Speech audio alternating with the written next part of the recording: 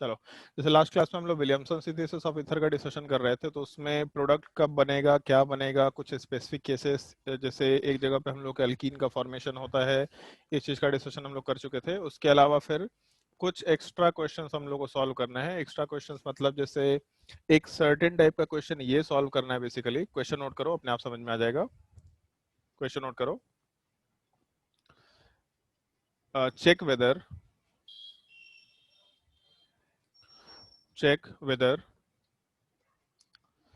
The following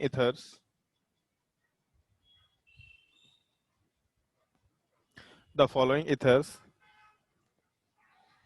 can be formed via Williamson synthesis.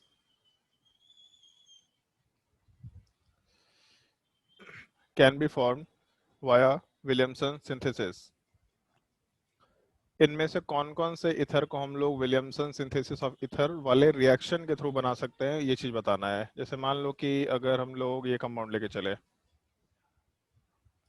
तो सबसे पहले वाले केस में, जैसे इसका हम सिंपल सा तरीका बता रहे हैं पहले तुम लोगों को, बहुत ही एलिमेंट्री टाइप का केस है जो हम लोग को डिस्कस करना है। सिंपली बस ये देखना कि अगर हम लोगों को ये इथर चाहिए, तो इथर वाले पार्ट में हम लोग जैसे लास्ट क्लास में जब रिएक्शन करा रहे थे, तो ऐसा बोले थे कि एक एल्कोक्साइड आयन वाला पार्ट किसी अल्काइल हैलाइड के साथ SN2 रिएक्शन करके आराम से प्रोडक्ट वाले पार्ट में ROR का फॉर्मेशन कराएगा, या R डैश ले लेते हैं तो यहाँ R डैश बोल सकते हैं। तो बेसिकली हम लोगों को एक अल्काइल हैलाइड चाहिए जो रिएक्शन में पार्टिसिपेट कर सके, और एक एल्कोक्साइड आयन चाहिए जो हम लोग को रिएक्शन में प्रोडक्ट वाले पार्ट का फॉर्मेशन करा सके। तो अगर ये कंपाउंड देगा तो सिंपली उसमें दो चीज़ चेक करना। पहला चीज़ ये काम करना कि बॉन्ड को ब्रेक करना और उसके ऊपर हैलोजन का एडिशन करा के देखना।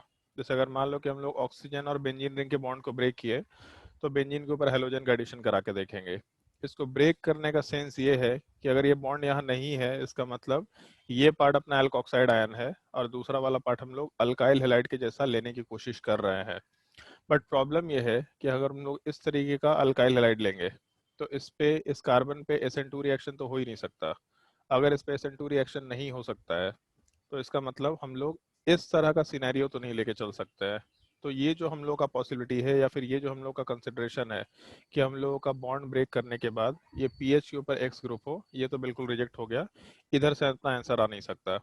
दूसरी पॉसिबिलिटी, अगर हम लोग दूसरे साइड के बॉन्ड को ब्रेक करें, तो फिर से PHO माइनस बनेगा और पीएच के ऊपर एक्स का एडिशन करा देंगे। तो ये जो एल्कोक्साइड आयन है और ये जो अल्काइल हैलाइड है, इसमें भी सेम प्रॉब्लम है।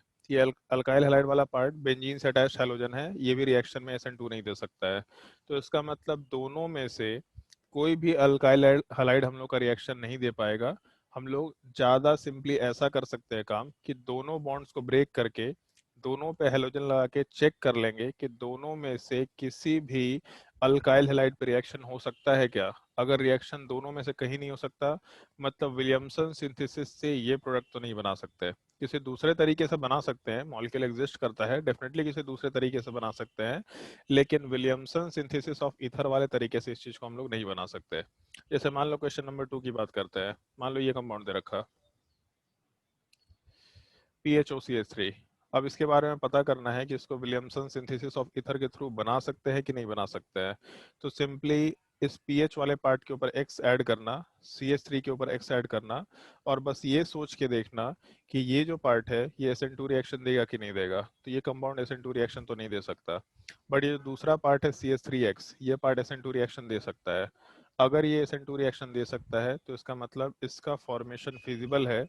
कैसे फॉर्मेशन होगा, तो उस केस में सिंपली हम लोग ऐसा कंसिडरेशन लेके चल सकते हैं कि यहाँ का बॉन्ड ब्रेक होगा, पीएच वाले पार्ट के ऊपर जो ऑक्सीजन अटैच्ड है उसके ऊपर माइनस चार्ज आएगा, और CH3 के साथ एक्स वाला पार्ट। मतलब अगर हम लोग ये एल्कोक्साइड आयन ले ले और उसके अलावा CH3 के साथ हम लोग एक्स वाला पार्ट ले ले, तब उस केस में हम लोग का इन दोनों के बीच में रिएक्शन होकर के आराम से ये इथर वाला पार्ट SN2 मैकेनिज्म फॉलो करते हुए आराम से बनाया जा सकता है।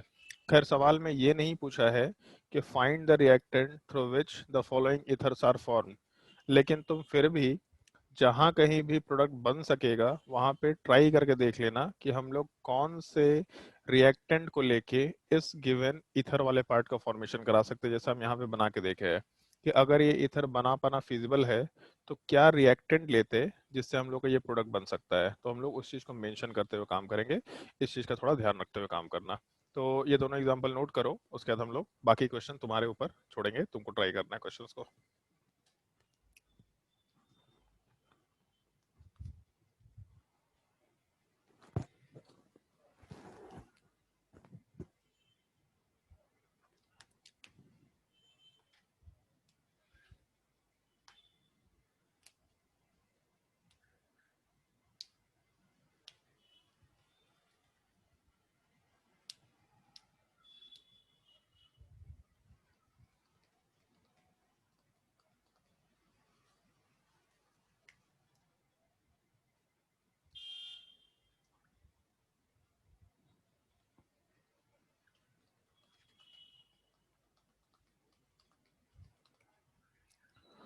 और अगर किसी को कोई डाउट होगा तो आराम से पूछ लेना।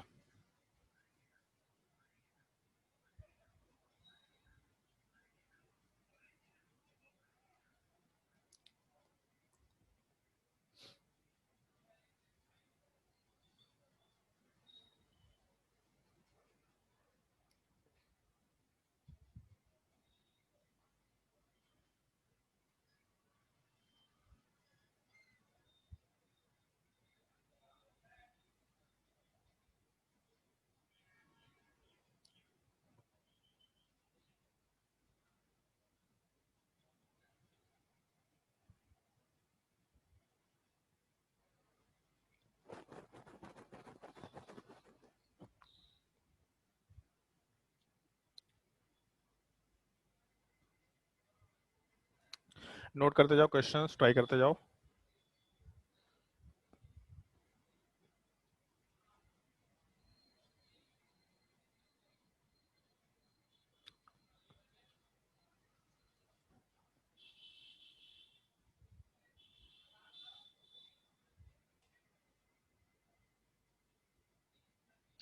सर थोड़ा ऊपर स्लाइड कीजिए ना, छूट गया। खुद से नोट कर लेना, मतलब इतना तो खुद से सोच सोच करके देख लो।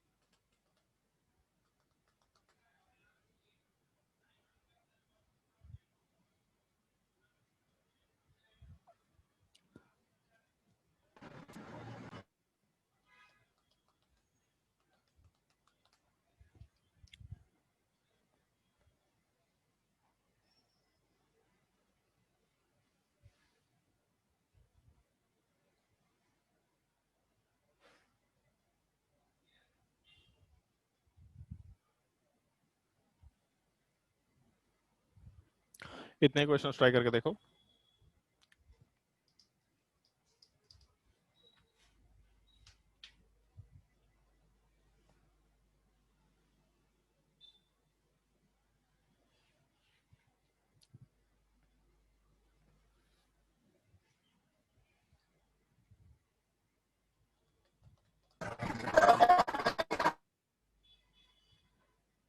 कोई कुछ पूछा क्या?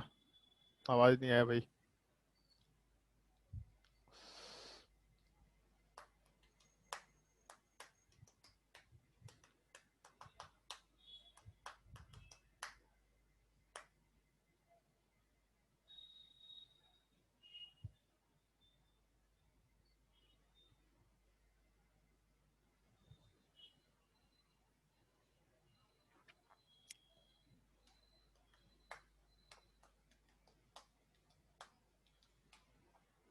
चलो ध्यान दो।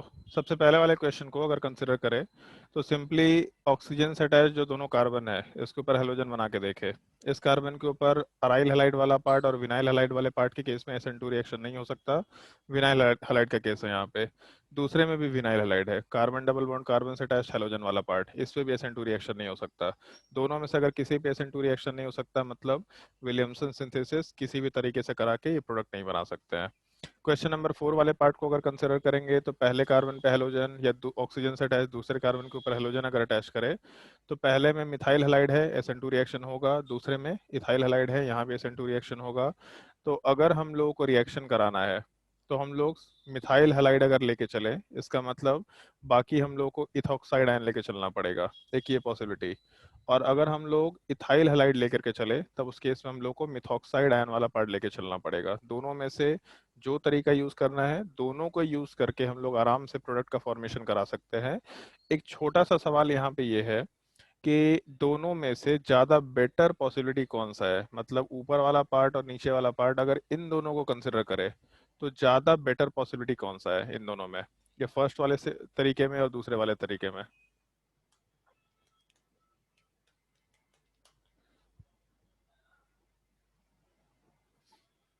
कोई भी सोच के बताओ, फर्स्ट वाले तरीके में और दूसरे वाले तरीके में ज्यादा बेटर तरीका कौन सा है और क्यों? फर्स्ट। क्यों?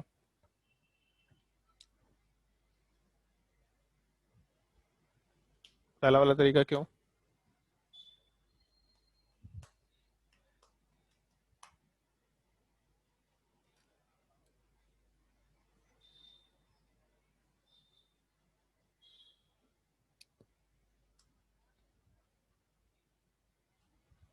बताओ भाई कोई भी। फर्स्ट वाला तरीका अगर बेटर है तो क्यों, दूसरा वाला तरीका अगर बेटर है तो क्यों? प्रॉपर रीजन के साथ चाहिए। सर फर्स्ट वाला। क्यों? क्योंकि SN2 के रिएक्टिविटी सीरीज में मिथाइल हैलाइड पहले आता है। SN2 के रिएक्टिविटी में मिथाइल हैलाइड पहले आता है, ठीक है। एक तो ये रीजन कि जैसे अल्काइल हैलाइड वाले पार्ट को लेकर के चले तो उस केस में हम लोगों का मिथाइल हैलाइड और इथाइल हैलाइड में ऊपर वाला पार्ट ज़्यादा रिएक्टिव है, पहला चीज़। दूसरा, एक और भी चीज़ यहाँ पे है, जो न्यूक्लियोफाइल है। SN2 का रिएक्टिविटी न्यूक्लियोफाइल के स्ट्रेंथ के ऊपर भी डिपेंड करता है। और अगर हम लोग मिथॉक्साइड आयन लेके चले और हम लोग इथॉक्साइड आयन लेके चले तो इन दोनों में ज़्यादा बेसिक स्ट्रेंथ सेकेंड वाले पार्ट का होगा, क्योंकि ज़्यादा प्लस आई इफेक्ट है। दो कार्बन है, ज़्यादा प्लस आई शो करेगा, ज़्यादा बेसिक स्ट्रेंथ होगा। और अगर डोनर एटम सेम होता है तो उस केस में ज़्यादा प्लस आई, इसका मतलब ज़्यादा हम लोग न्यूक्लियोफिलिसिटी, सॉरी ज़्यादा बेसिक स्ट्रेंथ मतलब ज़्यादा न्यूक्लियोफिलिसिटी कंसिडर कर सकते हैं। तो फर्स्ट और सेकेंड वाले पार्ट में जो हम लोग का न्यूक्लियोफिलिक स्ट्रेंथ है या न्यूक्लियोफिलिसिटी वो इथॉक्साइड आयन में ज़्यादा है। तो एक तो मिथाइल हैलाइड का रिएक्टिविटी भी ज़्यादा है और साथ ही साथ इथॉक्साइड आयन वाले पार्ट का भी न्यूक्लियोफिलिसिटी ज़्यादा है, तो इसका मतलब वन वाला पार्ट ज़्यादा सुटेबल मेथड है हम लोग इस प्रोडक्ट बनाने के लिए। बट प्रोडक्ट दोनों से बनेगा, ऊपर वाले पार्ट से भी बनेगा, दूसरे वाले पार्ट से भी बनेगा। सुटेबिलिटी की बात करें तो वन वाला पार्ट ज़्यादा सुटेबल आंसर होगा। अपने नोट में ही मेंशन कर लेना, one is more suitable reagent with respect to to. ये थोड़ा ध्यान रखने लायक चीज़ है। रीजन वाले पार्ट में रिएक्टिविटी वाला पार्ट ज़्यादा है तो इसके नीचे मेंशन कर लेना रिएक्टिविटी और उसके अलावा न्यूक्लियोफिलिसिटी, दोनों रीजंस की वजह से हम लोग का ऊपर वाला पार्ट ज़्यादा सुटेबल आंसर है।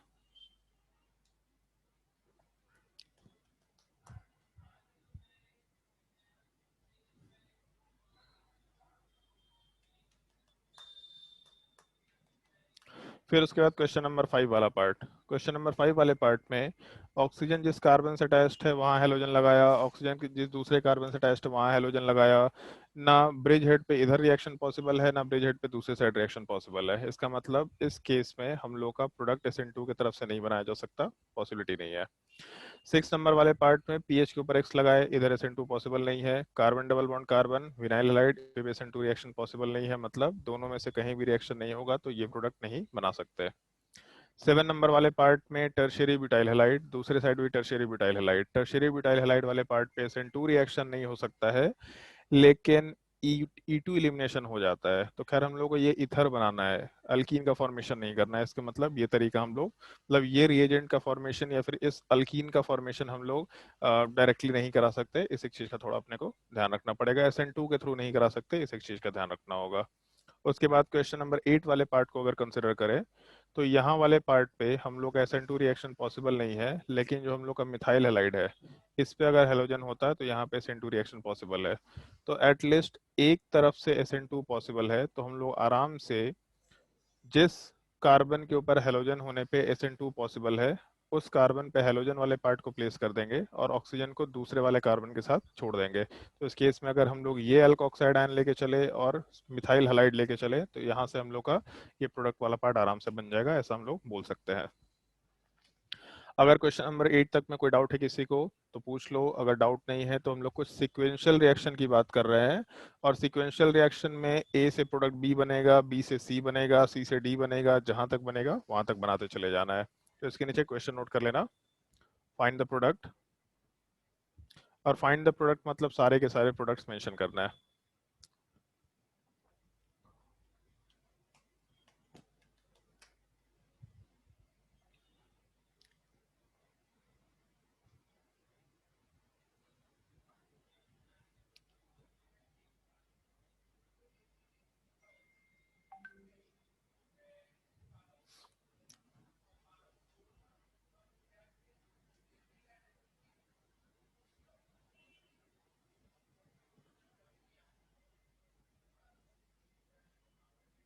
और सवाल तुम्हारे स्टीरियो केमिस्ट्री का है, इस एक चीज का थोड़ा ध्यान रखना।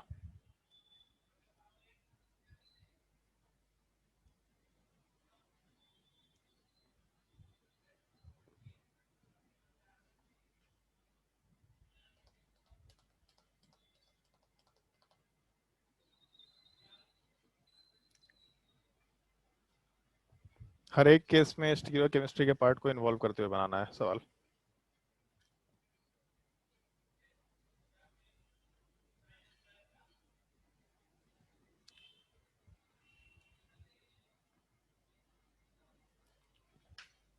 ट्राई करके देखो सवाल। हर एक पार्ट में स्टीरियो केमिस्ट्री क्या होगा इस चीज का ध्यान रखना। और एक और चीज अब थोड़ा ध्यान रखना, जैसे जो लोग को लगता है कि उनसे एडवांस नहीं होगा और मेंस का एकदम अच्छे से कर लेंगे, उनके लिए एक छोटा सा सजेशन है। 3 तारीख को जो पेपर हुआ था शाम में, उस शाम के पेपर में जो ऑर्गेनिक केमिस्ट्री का सवाल आया तो ऑलमोस्ट इस तरह के लेवल का था। मतलब उस दिन हम सेंटर पे गए थे तो स्टूडेंट लोगों से बातचीत हुआ था, वो लोग बोल रहे थे कि सर मतलब ऑर्गेनिक केमिस्ट्री काफ़ी डिफिकल्ट पूछा था, काफ़ी डिफिकल्ट, मतलब सीक्वेंशियल रिएक्शन में PQ RST ABCDE इस टाइप का 4 4 5 5 रिएजेंट पूछ रहा था और काफ़ी अच्छा अच्छा सवाल दे रखा था। मतलब एक नॉर्मल जो मेंस के लायक सवाल होता है वैसा सवाल नहीं था। तो इसीलिए एक्सपेक्ट करके जाना कि मेंस में हो सकता है ऑर्गेनिक केमिस्ट्री काफ़ी ज़्यादा डिफिकल्ट आए। वैसे ये वेरिएशन था अलग अलग पेपर में, जैसे पेपर पहले दिन का जो पेपर था उसमें केमिस्ट्री बहुत आसान था, दूसरे दिन के पेपर में केमिस्ट्री डिफिकल्ट था, तीसरे दिन के पेपर में केमिस्ट्री वापस से आसान था, मैथ्स डिफिकल्ट था। तो इस तरह का वेरिएशन अलग अलग पेपर्स में है। तो तुम्हारे में क्या भारी आएगा क्या आसान आएगा नहीं मालूम, लेकिन ऑर्गेनिक केमिस्ट्री इनऑर्गेनिक केमिस्ट्री के जो सवाल मेंस में नॉर्मली पूछे जाते हैं, अब वैसा लेवल ऐसा हो ऐसा जरूरी नहीं है, एडवांस के लायक भी केमिस्ट्री रह सकता है। मतलब जो सवाल पूछा गया था ऑर्गेनिक केमिस्ट्री में वो एडवांस के लायक क्वेश्चन है, तो इसलिए इस तरह के क्वेश्चन तुमको सॉल्व करने आना चाहिए होगा, अब मस्ट कंडीशन हो गया है। ट्राई करके देखो सवाल, ढंग से स्टीरियो केमिस्ट्री के सारे पॉइंट को सोचते हुए क्वेश्चन सॉल्व करने की कोशिश करो।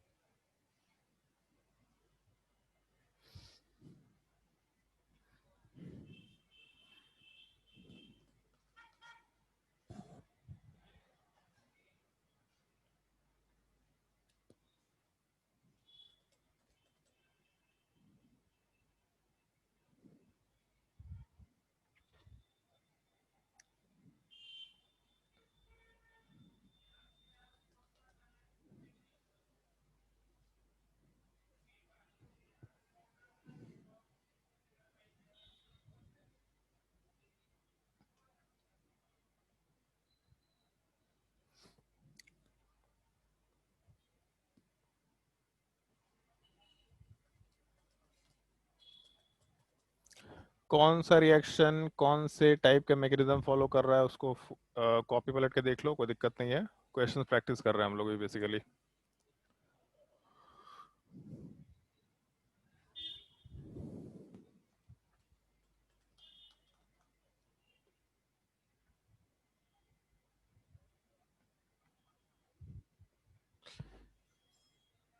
सबसे पहले वाले केस में NaOH के साथ रिएक्शन करा रहे हैं हम लोग इस अल्काइल हैलाइड का, सिंपली कार्बन कार्बन और उधर क्लोरीन दे रखा, और उसका रिएक्शन NaOH के साथ करा रहे हैं जहाँ पे OH माइनस वाला पार्ट है। तो OH माइनस स्ट्रॉन्ग न्यूक्लियोफाइल के जैसा बिहेव करेगा, कार्बन का डिग्री भी हम लोग को यहाँ 1 डिग्री दिख रहा, इसका मतलब आराम से SN2 रिएक्शन हो सकता है। अगर SN2 रिएक्शन होता है तो वाल्डन इन्वर्जन होता है, जहाँ पे लिविंग ग्रुप है वहाँ पे न्यूक्लियोफाइल को ऐड करके एक स्विचिंग कर लेते हैं हम लोग। तो इसका मतलब P वाले पार्ट में ऑन एवरेज या इन जनरल हम लोग इस टाइप का प्रोडक्ट बना सकते हैं। तो ऊपर CH3 होगा, नीचे ड्यूटेरियम होगा, और Cl की जगह OH आएगा, और किसी भी दो बॉन्ड को आपस में एक्सचेंज कर लो, ये अपना P वाला पार्ट प्रोडक्ट में निकल के आ जाएगा। फिर जब इस कंपाउंड का रिएक्शन हम लोग SOCl2 के साथ कराएंगे in the presence of heating, तो सवाल में कोई मीडियम मेंशन नहीं किया है। मीडियम मेंशन नहीं करने का मतलब ये है कि हम लोग क्वेश्चन में ये क्या बोलते हैं SNI मैकेनिज्म फॉलो कर रहे हैं, और SNI मैकेनिज्म वाले पार्ट में हम लोग का रिटेंशन ऑफ कॉन्फ़िगरेशन होता है। रिटेंशन ऑफ कॉन्फ़िगरेशन होने का मतलब जो OH वाला पार्ट है वो जिधर साइड है एग्जैक्टली उधर साइड से वो हट करके Cl वहीं पे आ जाएगा। इसका मतलब जहाँ पे OH है वहाँ पे Cl आया, CH3, H और ड्यूटेरियम ऐसा प्लेस कर सकते हैं। फिर उसके बाद Q वाले पार्ट में हम लोग NaOCH3 के साथ रिएक्शन करा रहे हैं। तो जब रिएक्शन वाले पार्ट में हम लोग NaOCH3 के साथ रिएक्शन कराएंगे तो यहाँ पे हम लोग के पास सोडियम मिथॉक्साइड वाला पार्ट दे रखा है, मतलब रिएजेंट वाले पार्ट में हम लोग मिथॉक्साइड आयन लेकर के चल रहे हैं। तो जब मिथॉक्साइड आयन कंसिडर करेंगे तो ये क्लोरीन वाले पार्ट को यहाँ से इलेक्ट्रॉन कोऑर्डिनेट करके हटाएगा, क्योंकि निगेटिवली चार्ज रिएजेंट है, कार्बन का डिग्री 1 है, इसका मतलब आराम से SN2 रिएक्शन होगा। पहले तो हम लोग कार्बन का डिग्री देखे, कार्बन का डिग्री 1 है तो SN2 इन जनरल प्रेफरेबल है, और हम लोग का न्यूक्लियोफाइल नेगेटिवली चार्ज है, मतलब स्ट्रॉन्ग न्यूक्लियोफाइल है। तो स्ट्रॉन्ग न्यूक्लियोफाइल में हम लोग का SN2 रिएक्शन आराम से हो सकता है। तो जब SN2 होगा तो वापस से हम लोग का वाल्डन इन्वर्जन होगा, मतलब क्लोरीन जहाँ है वहाँ OCH3 ऐड होगा और दो बॉन्ड्स को आपस में स्विच कर लेंगे। तो OCH3 वाले पार्ट को राइट साइड में, H को लेफ्ट साइड में, और नीचे ड्यूटेरियम जैसा था वैसा ही प्लेस कर सकते हैं। एक तो ये पार्ट हो गया जो क्वेश्चन हम लोग सॉल्व कर सकते थे, लेकिन इसमें एक और पार्ट दिया है। P वाले पार्ट का रिएक्शन पहले स्टेप में सोडियम के साथ कराया, तो लास्ट क्लास में तुम लोगों को बताया था अगर हम लोग को एल्कोक्साइड आयन का फॉर्मेशन करना होता है तो हम लोग अल्कोहल का रिएक्शन सोडियम और पोटेशियम मेटल के साथ करा सकते हैं। तो अगर मान लो इस स्टेप बाय स्टेप ब्रेक करके अगर चले इस चीज़ को, तो एक तो OH ग्रुप इधर था, CH3, ड्यूटेरियम और H जो यहाँ पे मेंशन कर रखे थे, P प्रोडक्ट वाला पार्ट। अगर इस कंपाउंड का रिएक्शन हम सोडियम मेटल के साथ कराते हैं तो सोडियम मेटल वाला पार्ट इस कार्बन पे रिएक्शन नहीं कर रहा, सोडियम मेटल वाला पार्ट केवल इस ऑक्सीजन के हाइड्रोजन वाले एटम के साथ रिएक्शन कर रहा है। तो बेसिकली रिएक्शन हम लोग का ऑक्सीजन के ऊपर हो रहा, इसका मतलब इस कार्बन के कन्फिग्रेशन पे कोई फर्क नहीं पड़ेगा, क्योंकि ये चीज़ हम लोग पहले भी डिस्कस कर चुके हैं कि जिस कार्बन पे रिएक्शन होगा केवल उस कार्बन का कन्फिग्रेशन चेंज होगा और किसी का कन्फिग्रेशन चेंज नहीं होने वाला है।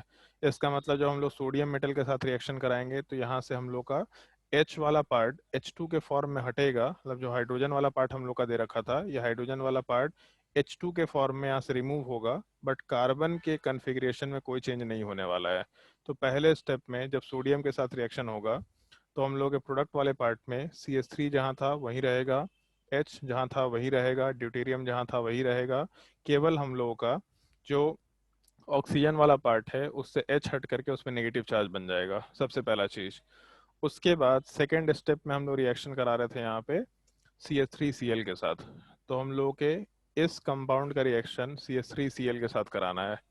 वैसे एक चीज़ है यहाँ पे, इस कंपाउंड वाले पार्ट में O माइनस के साथ हम लोग Na+ ऐड कर सकते हैं, बट उससे कोई फर्क नहीं पड़ना है, वो अपने समझ के लिए है कि Na+ बाई डिफॉल्ट है वहाँ पे। तो CH3Cl के साथ जब हम लोग रिएक्शन कराएंगे तो इस केस में ऑक्सीजन के ऊपर नेगेटिव चार्ज न्यूक्लियोफाइल है और CH3Cl वाला पार्ट अल्काइल हैलाइड है, मतलब नेगेटिव चार्ज आराम से इलेक्ट्रॉन कोऑर्डिनेट करके यहाँ से Cl को हटाएगा। तो बेसिकली इस केस में फिर से एक चीज़ देखो, ये जो कंपाउंड है रेड कलर वाला, इस कंपाउंड के कार्बन के ऊपर जो कायरल सेंटर है उस कायरल सेंटर के ऊपर कोई रिएक्शन नहीं हो रहा, कोई भी रिएक्शन नहीं हो रहा। तो जिस कार्बन पे कोई रिएक्शन नहीं हो रहा वहाँ का कन्फिग्रेशन जैसा है वैसा ही रहेगा, तो यहाँ तक का पार्ट तो वैसा ही रहेगा। और दूसरे साइड में ऑक्सीजन वाला पार्ट जब इस पे इलेक्ट्रॉन कोऑर्डिनेट करेगा तो ऑक्सीजन का बॉन्ड इस कार्बन से अटैच होगा और यहाँ से Cl को हटाएंगे। जिस कार्बन पे रिएक्शन हो रहा है उस कार्बन पे कन्फिग्रेशन चेंज हो सकता है, लेकिन यहाँ पे कायरल सेंटर ही नहीं है, तो कन्फिग्रेशन चेंज होने का कोई सेंस नहीं बनता है। इसका मतलब यहाँ पे हम लोग CH3 वाले पार्ट को अटैच करके आराम से प्रोडक्ट बना सकते हैं। तो हम लोग रिएजेंट वाले पार्ट में ऊपर जो प्रोडक्ट बना उसमें CH3 ड्यूटेरियम H और OCH3, जबकि नीचे वाले पार्ट में CH3 ड्यूटेरियम H और OCH3, मतलब दोनों प्रोडक्ट में इनैंशोमर्स टाइप का एक रिलेशन निकल के आ सकता है। सवाल को थोड़ा भारी करना होता तो ऐसा कर सकता था कि ऊपर वाले साइड में जो R बना और नीचे वाले पार्ट में जो S बना, तो जैसे कॉम्प्रिहेंशन टाइप के क्वेश्चन में इस तरह के क्वेश्चंस फ्रेम कर सकते हैं हम लोग कि find the product PQ, find the product RS, और last option find the relation between the product R and S। इस तरह का बहुत ही स्टैंडर्ड सवाल प्लेस किया जा सकता है कि हम लोग के ऊपर वाले तरीके से रिएक्टेंट वाले पार्ट में, मतलब रिएक्शन वाले पार्ट में R बन रहा, ये दूसरे तरीके से प्रोडक्ट S बन रहा, इन दोनों प्रोडक्ट में क्या रिलेशन है। तो क्या रिलेशन में, जैसे मान लो ये प्रोडक्ट दे रखा और नीचे वाला प्रोडक्ट दे रखा, अगर इन दोनों प्रोडक्ट को कंसिडर करें तो देख रहे हैं हम लोग एक दूसरे का मिरर इमेज दिख रहा है, एक स्विच दिख रहा है बेसिकली। एक स्विच मतलब मिरर इमेज, इनैंशोमर्स आराम से बोलते हुए काम कर सकते हैं। बट क्योंकि हम सवाल में केवल प्रोडक्ट पूछे तो हम लोग इस रिलेशन वाले पार्ट का डिस्कशन नहीं कर रहे हैं यहाँ पे। अगर किसी को रिएक्शन में कहीं कोई डाउट है तो आराम से पूछ सकता है, किसी पार्ट को नोट करना है तो बोल सकते हैं आराम से। किसी भी पार्ट में डिफिकल्टी होगा तो पूछ लेना। इस तरह का सवाल जस्ट अब शुरू हुआ है, जैसे जैसे हम लोग का टॉपिक आगे बढ़ेगा इस तरह का सवाल फ्रिक्वेंटली होता चला जाएगा। होमवर्क में भी कुछ इस तरह के सवाल हम लोग रिएक्शन मैकेनिज्म में रेगुलरली देते जाएंगे, क्योंकि सीक्वेंशियल रिएक्शन से रिएजेंट्स याद रखना बहुत इजी हो जाता है। बहुत सारे सीक्वेंशियल रिएक्शंस कराएंगे हम तुम लोगों को।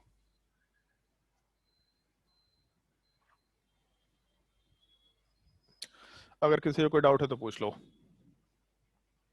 कुछ भी डाउट है कहीं पे भी कोई तो पूछ लो आराम से।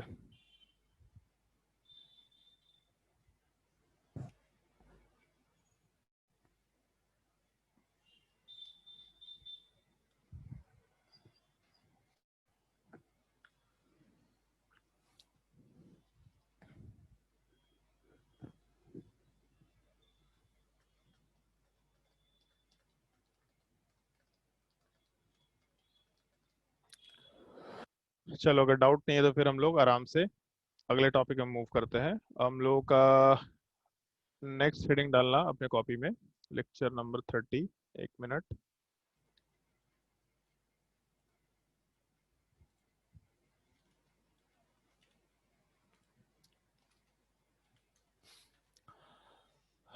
नेक्स्ट हेडिंग डालना अपने कॉपी में, रिएक्शन ऑफ ईथर्स। अभी हम लोग विलियमसन सिंथेसिस वाले पार्ट की बात कर रहे थे, मतलब अभी हम लोग प्रिपरेशन ऑफ ईथर को डिस्कस कर रहे थे। अभी हम लोग प्रिपरेशन ऑफ ईथर की बात नहीं कर रहे, अभी हम लोग रिएक्शन वाले पार्ट की बात कर रहे हैं। और सबसे पहला और सबसे बेसिक डिस्कशन जो हम लोग को यहाँ पे करना होगा, जैसे ईथर का सबसे बेसिक मतलब तो ये होता है कि ऑक्सीजन के दोनों तरफ कार्बन चेन है। अब पॉइंट ये है, जैसे हम लोग ये चीज़ पहले भी डिस्कस कर चुके हैं, कि अगर हम लोग इस चीज़ को रिएक्टिव कार्बन माने तो इसका मतलब ये पार्ट अपना लिविंग ग्रुप है, बेसिकली R-O- लिविंग ग्रुप है। अगर इस सेकेंड वाले पार्ट को हम लोग रिएक्टिव कार्बन माने तो ये हम लोग का फर्स्ट वाला पार्ट लिविंग ग्रुप है, मतलब RO- लिविंग ग्रुप है। और हम लोग अल्कोहल की रिएक्शंस में डिस्कस किए थे कि OH- वाला पार्ट अच्छा लिविंग ग्रुप नहीं होता है। तो अगर OH- वाला पार्ट अच्छा लिविंग ग्रुप नहीं है तो RO- तो और भी स्ट्रॉन्गर बेस हो गया। कार्बन का प्लस आई इफेक्ट एग्जिस्ट कर रहा है, मतलब RO-, R-O- और भी ज्यादा स्ट्रॉन्गर बेसिस है। तो इतने स्ट्रॉन्गर बेसिस वाले पार्ट अच्छे लिविंग ग्रुप के जैसा बिहेव नहीं कर सकते। इसका मतलब हम लोगों का जो इथर वाला पार्ट है, इन सब इथर वाले पार्ट पे, या फिर एक मिनट रुको, इन केसेस में जैसे जो हम लोग का कंपाउंड दे रखा, इन केस में हम लोग का लिविंग ग्रुप वाला पार्ट आइदर R-O- होगा या फिर RO- होगा, जो कि बहुत ही पुअर लिविंग ग्रुप है। अगर पुअर लिविंग ग्रुप है तो इस केस में हम लोग के कोई भी रिएक्शंस नॉर्मली नहीं होना चाहेंगे, या फिर ये लिविंग ग्रुप वाले पार्ट हटना नहीं चाहेंगे। पॉइंट ये है कि अब इसको अगर हम लोग को रिएक्शन में पार्टिसिपेट कराना है तो हम लोग कैसे पार्टिसिपेट कराएं। तो यहाँ पे सबसे पहला चीज़ ये, जैसे हम लोग अल्कोहल वाले पार्ट में किए थे, कि अगर हम लोग के पास एक अल्कोहल दिया तो अल्कोहल वाले पार्ट में H+ का एडिशन कराओ, वहाँ से ROH2+ बनेगा, और यहाँ से H2O लिविंग ग्रुप है जहाँ रिएक्शन हो सकता है। दूसरा हम लोग SOCl2, PCl3, PCl5 के साथ रिएक्शन कैरी आउट कर सकते हैं। तो ये जो OH वाला पार्ट है ये आराम से RCl, RBr, RI में कन्वर्ट होगा, यहाँ से रिएक्शन आराम से हो सकता है। तीसरा पार्ट जो हम लोग को कंसिडर करना था असाइलेशन वाला पार्ट और टोसाइलेट वाले ग्रुप के साथ रिएक्शन। तो हम लोग इस चीज को OH वाले पार्ट को OTS में कन्वर्ट करते थे। OTS अच्छा लिविंग ग्रुप था, आराम से रिएक्शन कर सकता था। और चौथा ROH वाले पार्ट को हम लोग असाइलेशन के थ्रू लेके चले गए। और असाइल ग्रुप वाले पार्ट में ये जो एसीटेट आयन है, एसीटेट आयन भी अच्छा लिविंग ग्रुप है, ये भी रिएक्शन कर जाता था। तो बेसिकली अल्कोहल पे डायरेक्ट रिएक्शन तो पॉसिबल नहीं था। मतलब अगर हम लोग केवल अल्कोहल लेके चलते और लिविंग ग्रुप वाला पार्ट OH माइनस था तो रिएक्शन पॉसिबल नहीं था। लेकिन एसिडिफिकेशन करके या OH को क्लोरीन में कन्वर्ट करके, OH को OTS में कन्वर्ट करके, OH वाले पार्ट को असाइल ग्रुप में कन्वर्ट करके रिएक्शन पॉसिबल था। बट एक चीज देखो यहाँ पे, जो ये थर्ड, फोर्थ और फिफ्थ पार्ट है, इन सब में जैसे OH को हम लोग जब कन्वर्ट कर रहे थे क्लोरीन वाले पार्ट में, तो पहले स्टेप में H प्लस हटा था, तब जाके रिएक्शन पॉसिबल हो पाया था। मतलब हमेशा सबसे पहले स्टेप में, जैसे नीचे में तो केवल H हटा, केवल H हटा और अपना प्रोडक्ट बना, ऊपर वाले केस में भी H हटता था तब जाके क्लोरीन वाला पार्ट ऐड होता था। अगर यहाँ ये H नहीं होता तो H हट भी नहीं सकता था, तो क्लोरीन वाला पार्ट ऐड भी नहीं हो सकता था। यही प्रॉब्लम अपने ईथर के साथ होता है। अगर हम लोग ईथर को कंसिडर करके चले तो ऑक्सीजन के दोनों तरफ कार्बन चेन है। इसका मतलब दोनों में से कोई भी साइड का कार्बन चेन हम लोग हटा नहीं सकते। सबसे बड़ा प्रॉब्लम ये है हम लोग के साथ। अगर दोनों में से कोई भी एक पार्ट हाइड्रोजन नहीं है तो दोनों तरफ से हम लोग किसी कार्बन चेन को नहीं हटा पा रहे हैं। तो इस तरह के केस में ये सेकंड रिएक्शन किसी काम का नहीं है, थर्ड रिएक्शन भी किसी काम का नहीं है और फोर्थ रिएक्शन वाला पार्ट भी किसी काम का नहीं निकल के आता है। इस पूरे केस में जब हम लोग ईथर को लेके चलते हैं, इस पूरे केस में ओवरऑल केवल एक रिएक्शन काम का होता है, एसिडिफिकेशन वाला पार्ट। हम लोग एक ईथर वाले पार्ट पे आराम से H प्लस का एडिशन करा सकते हैं और जैसे ही H प्लस का एडिशन कराएंगे तो ऑक्सीजन के ऊपर पॉजिटिव चार्ज आएगा, जिसके वजह से आइदर लिविंग ग्रुप वाला पार्ट आर OH वाला बन जाएगा या फिर लिविंग ग्रुप वाला पार्ट R-OH बन जाएगा। मतलब अपना लिविंग ग्रुप वाला पार्ट इन दोनों में से कोई एक पार्ट रहेगा। और क्योंकि न्यूट्रल लिविंग ग्रुप है तो आराम से हटाया जा सकता है, इसमें कोई दिक्कत नहीं है। तो हम लोग के इस पार्टिकुलर केस में, जैसे अल्कोहल में तो हम लोग के पास एसिडिफिकेशन के अलावा भी चार तरीका था, तीन तरीका था। बट ईथर वाले पार्ट के रिएक्शन में एसिडिफिकेशन के अलावा हम लोग के पास कोई तरीका नहीं है जिससे हम लोग रिएक्शन करा पाए। तो जब हम लोग ईथर के रिएक्शंस की बात करेंगे तो एक छोटा सा पॉइंट अपने को नोट डाउन करना होता है। पहला पॉइंट नोट कर लो, ईथर के रिएक्शन में RO minus is a very poor leaving group. RO minus is a very poor living group. Therefore, ethers generally doesn't undergo any reaction.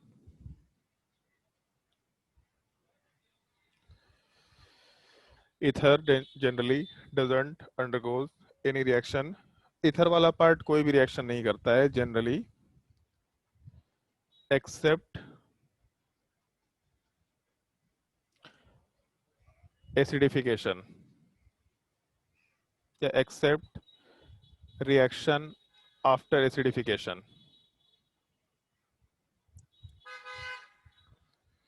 Accept reaction after acidification.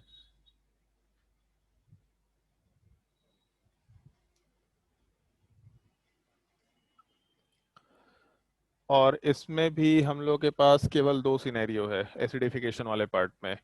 अगर हम लोग के ether वाले part का हम लोग को रिएक्शन कराना है, तो जैसे अभी तक हम लोग बचपन से लेके आज तक एसिडिफिकेशन की अगर बात करें तो दो तरह का एसिड आ चुका है अभी तक अपने सामने। दो तरह का मतलब ऑर्गेनिक इनऑर्गेनिक की बात नहीं कर रहे हैं। अल्कोहल वाले पार्ट में डिहाइड्रेशन ऑफ अल्कोहल में इस चीज की बात कर रहे थे हम लोग कि एक तो हम लोग का हाइड्रोजन हैलाइड वाला पार्ट हो गया जो छोटा एसिड है जिसमें हेलोजन वाला पार्ट न्यूक्लियोफाइल होगा, और दूसरा बल्कियर एसिड वाला पार्ट, मतलब H2SO4 के साथ रिएक्शन, H3PO4 के साथ रिएक्शन, HClO4 के साथ रिएक्शन, इस तरह के हम लोग बल्कियर एसिड्स की बात कर सकते हैं।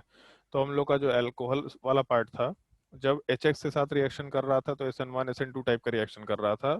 जब H2SO4 के साथ रिएक्शन कर रहा था तब उस केस में हम लोग वहां पे नॉर्मली डिहाइड्रेशन रिएक्शन की बात कर रहे थे। यहाँ वाले पार्ट में भी इन दोनों एसिड्स का अलग अलग टाइप का रिएक्शन होगा। अगर HX होगा तो HX वाले पार्ट में इन जनरल हम लोग का हेलोजन न्यूक्लियोफाइल के जैसा बिहेव करके रिएक्शन कराएगा, जबकि H2SO4, H3PO4, HClO4 या इन जनरल H प्लस के साथ H2O दे रखा होगा, क्योंकि हम लोग हमेशा एक्वस मीडियम लेके चलेंगे। तो इस तरह के सिनेरियो में हम लोग का प्रोडक्ट वाले पार्ट में इस बार एलिमिनेशन तो नहीं होगा, लेकिन इस बार हम लोग रिएक्शन विथ वाटर, इसी चीज को हम लोग हाइड्रोलिसिस रिएक्शन भी बोल सकते हैं, ऐसा हम लोग रिएक्शन मेंशन कर सकते हैं। तो अपने सबसे पहले पार्ट में हम लोग मेंशन कर सकते हैं आराम से reaction with hydrogen halide. Note करते जाओ, रिएक्शन विथ हाइड्रोजन हलाइड।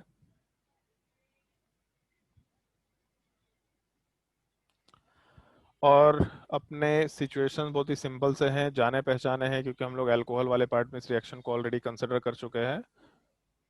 अगर मान लो एक सिमेट्रिकल टाइप का एनहाइड ये ईस्टर दे रखा है, तो हम सिमेट्रिकल लेके चल रहे ताकि हम लोग कुछ करना ना पड़े। अगर इसका रिएक्शन हम लोग HX के साथ कराएंगे तो उस केस में हम लोगों का ऑक्सीजन वाले पार्ट के ऊपर जैसे प्रोडक्ट कैसे बनेगा पहले हम इस चीज को मेंशन कर रहे हैं। अगर एक ईथर दिया और हम लोग के पास HX वाला पार्ट दे रखा है, तो यहाँ का बॉन्ड ब्रेक होगा, ऑक्सीजन के ऊपर हाइड्रोजन का एडिशन करो। सबसे पहला काम ऑक्सीजन के ऊपर हाइड्रोजन का एडिशन करो। उसके बाद ऑक्सीजन और कार्बन का बॉन्ड ब्रेक होगा और उसमें हम लोग हेलोजन वाले पार्ट का एडिशन कराएंगे। मतलब बेसिकली अल्कोहल का फॉर्मेशन होगा और उसके साथ साथ हम लोग के पास अल्काइल हैलाइड वाले पार्ट का फॉर्मेशन होगा। अब एक छोटा सा पॉइंट हम लोग को इसमें ध्यान रखना है, जैसे यहाँ तो हम इसे सिंपली लिख दिए कि बॉन्ड ब्रेक हुआ, इस पे हेलोजन ऐड हुआ, ऑक्सीजन के ऊपर हाइड्रोजन ऐड हुआ, लेकिन इतना आसान भी नहीं है ये चीज, क्योंकि हम लोग को ये ध्यान रखना पड़ेगा कि बॉन्ड ब्रेक करते वक्त इस कार्बन का डिग्री क्या है, क्योंकि उसके डिग्री के हिसाब से SN1 रिएक्शन या SN2 रिएक्शन कौन सा पार्ट होना है ये डिसाइड करना पड़ेगा। अगर SN1 हो गया तो कार्बोकेटाइन रीअरेंजमेंट चेक करना पड़ेगा, SN2 है तो जिंदगी बहुत आसान है, कोई दिक्कत नहीं है। अब SN1 होगा कि SN2 होगा वो अपने कार्बन के डिग्री के ऊपर डिपेंड करता है। उस एक चीज का हम लोग डिस्कशन करने वाले हैं। नोट कर लो इस चीज को, पहले रिएक्शन को केवल नोट करो।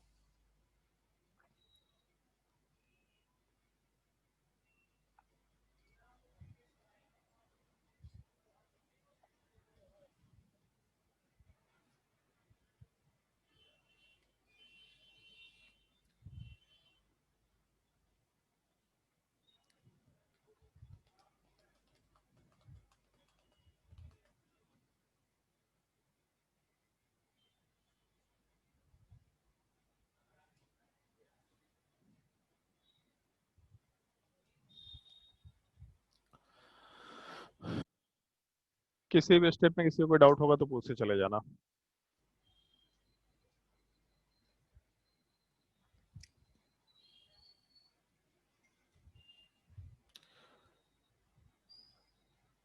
चलो ध्यान दो, सबसे पहला स्टेप, अब हम लोग H प्लस का जो एडिशन करेंगे वो इस तरीके से करेंगे कि हम लोग ऑक्सीजन का लोन पेयर H प्लस के साथ ऐड होगा, और जैसे ही H प्लस के साथ ऐड होगा तो ऑलमोस्ट SN2 रिएक्शन के टाइप से हेलोजन वाले पार्ट का बॉन्ड बाहर निकल के चला जाएगा। तो यहाँ से अपने रिएक्शन वाले पार्ट में R के साथ ऑक्सीजन, इसके ऊपर R डैश प्रेजेंट है, इस पे H का एडिशन हुआ जिसके ऊपर पॉजिटिव चार्ज बनेगा। क्योंकि हम लोग H प्लस का एडिशन करा रहे हैं तो इसलिए पॉजिटिव चार्ज, और उसके अलावा X माइनस वाला पार्ट बाहर निकल के जाएगा। अब इसके बाद डिपेंड करता है कि हम लोगों का SN1 रिएक्शन होना है कि SN2 रिएक्शन होना है, और उसमें भी डिपेंड करता है कि R का रिएक्टिविटी ज़्यादा है कि R डैश का रिएक्टिविटी ज़्यादा है। बट अगर मान लो पहली पॉसिबिलिटी हम लोग ये कंसिडर करके चले कि X माइनस वाला पार्ट इस पहले वाले पार्ट के साथ रिएक्शन कर रहा हो, SN1 कर रहा है कि SN2 कर रहा है इसकी बात नहीं कर रहा है, बट जो भी कर रहा होगा केवल इस R वाले पार्ट के साथ रिएक्शन कर रहा होगा, तो इस केस में इस R के साथ हेलोजन अटैच्ड होगा और R डैश के साथ अल्कोहल वाला पार्ट जाएगा। और दूसरी पॉसिबिलिटी, ये हेलोजन वाला जो पार्ट है ये R डैश के साथ कंबाइन कर रहा होगा। SN1 SN2 डिपेंड करेगा हम लोग के अलग पार्ट के ऊपर, लेकिन अगर R डैश के साथ X माइनस रिएक्शन करेगा तो हम लोग के साथ R डैश के साथ हेलोजन का एडिशन होगा, मतलब अल्काइल हैलाइड R डैश की तरफ से बनेगा, और उसके अलावा हम लोग ROH वाले पार्ट को नॉर्मल अल्कोहल के जैसा कंसिडर करते हुए काम कर सकते हैं। तो अपने इस रिएजेंट वाले पार्ट में या फिर अपने इस रिएक्शन वाले पार्ट में दोनों प्रोडक्ट बनने की पॉसिबिलिटी है। कौन सा मेजर पाथवे फॉलो कर रहे हैं, वो आर और आर डैश के डिग्री के ऊपर, हेलोजन के ऊपर भी डिपेंड करेगा, Cl minus B R minus I minus के ऊपर डिपेंड करेगा कि कौन सा मैकेनिज्म फॉलो करना है। उसके हिसाब से कहाँ से प्रोडक्ट बनाएंगे हम लोग। कुछ क्वेश्चन हम लोग उसके हिसाब से सॉल्व करना शुरू करेंगे, नोट कर लो। मैकेनिज्म मेंशन करने की जरूरत शायद मेरे हिसाब से अब नहीं है, क्योंकि SN1 SN2 को लेकर आप कंफर्टेबल हो गए, सब लोग बहुत आराम से धीरे धीरे इस चीज को पढ़ाए हैं, तो इसलिए उस मैकेनिज्म को मेंशन नहीं कर रहे हैं। बस प्रोडक्ट बनाने का पार्ट हम लोग इम्प्रूव करते चले जाएंगे टाइम के साथ।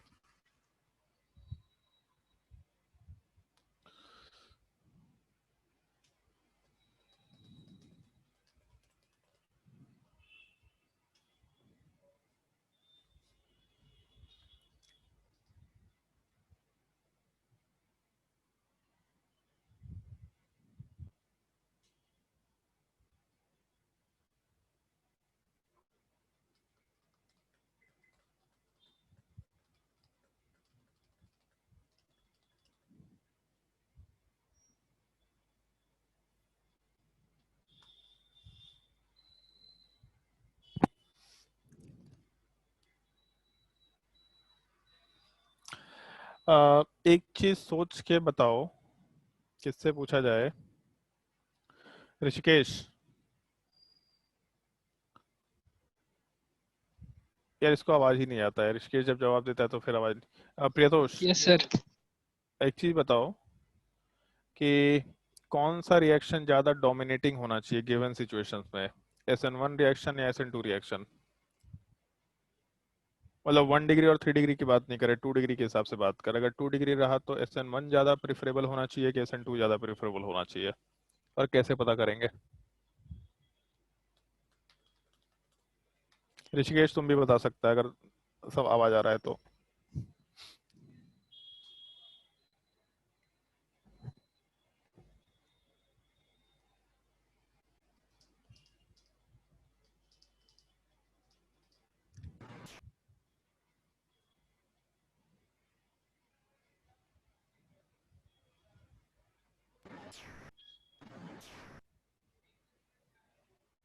बताओ अभी प्रितोष।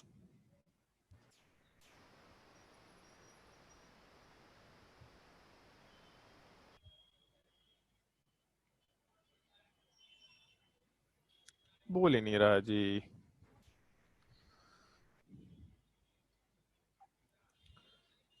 अंशु,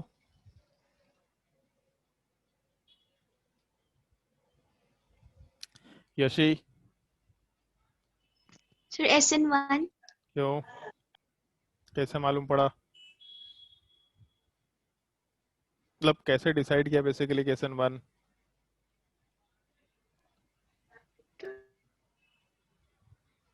फीलिंग आया? कैसे मालूम किया कि SN1 होना चाहिए? मतलब क्या फैक्टर रहा कि SN1 होना चाहिए?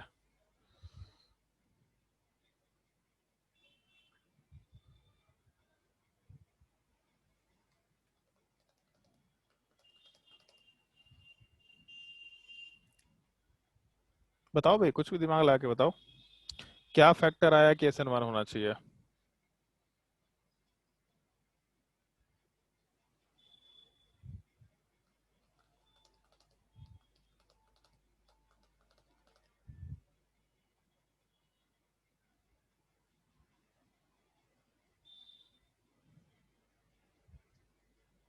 शिवम,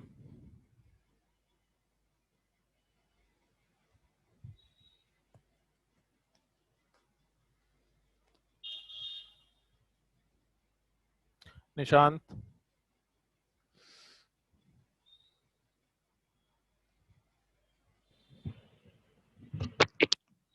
सर दोनों हो सकता है, एक्स जो होगा उससे डिसाइड अरे कर। दोनों तो हो सकता है प्रेफर। अच्छा कैसे पता चलेगा प्रेफरेबली हम 2 डिग्री में क्या करेंगे? दोनों हो सकता है बोल दिया, प्रेफरेबली कौन सा होगा, सवाल ये है।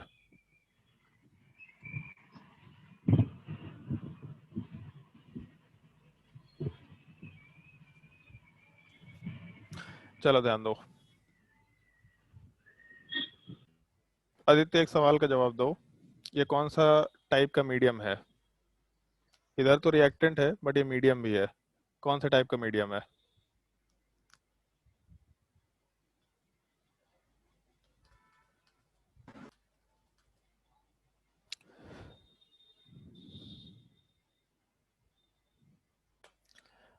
ये कौन है भाई? अलकाक? अच्छा, अलका, अलका के, अलका कुमारी। अलका आवाज आ रहा है? यस ऐसा अनोखा नाम काहे रख लिया भाई? गलती से टाइप हो सर गया। एप्रोटिक। एप्रोटेक पक्का? हाँ सर। गूगल करके बताया क्या? नहीं सर। बहुत टाइम के बाद बताया है। इथर वाला पार्ट हम लोग मीडियम वाले पार्ट में मेंशन किए थे, पोलर एप्रोटिक मीडियम। पोलर तो है बट एप्रोटिक है। और इन जनरल रिएक्टेंट हम लोग ज़्यादा अमाउंट में रखा करते ही है। तो अगर हम लोग का मीडियम वाला पार्ट रिएक्टेंट खुद ही बिहेव कर रहा है पोलर एप्रोटिक के जैसा, तो हम लोग पोलर एप्रोटिक मीडियम लेते हुए काम कर सकते हैं। तो ये पोलर एप्रोटिक मीडियम वाले पार्ट में प्रेफरेबली हम लोगों का SN2 रिएक्शन होना चाहेगा। पहला तो ये चीज़। दूसरा, जो X माइनस है वो अच्छे न्यूक्लियोफाइल होते हैं इन जनरल। तो अगर हम लोग का वाटर होता भी है तो भी हम लोग का न्यूक्लियोफाइल वाला पार्ट X माइनस अच्छा है, चाहे Cl माइनस हो, चाहे Br माइनस हो, चाहे I माइनस हो। ऑल्दो I माइनस सबसे अच्छा न्यूक्लियोफाइल है उन तीनों में, लेकिन फिर भी बाकी भी ठीक ठीक न्यूक्लियोफाइल है। तो न्यूक्लियोफाइल भी अच्छा है, एप्रोटिक मीडियम भी है। इसका मतलब दोनों सिनेरियो से SN2 वाला पार्ट ज़्यादा प्रेफरेबल है।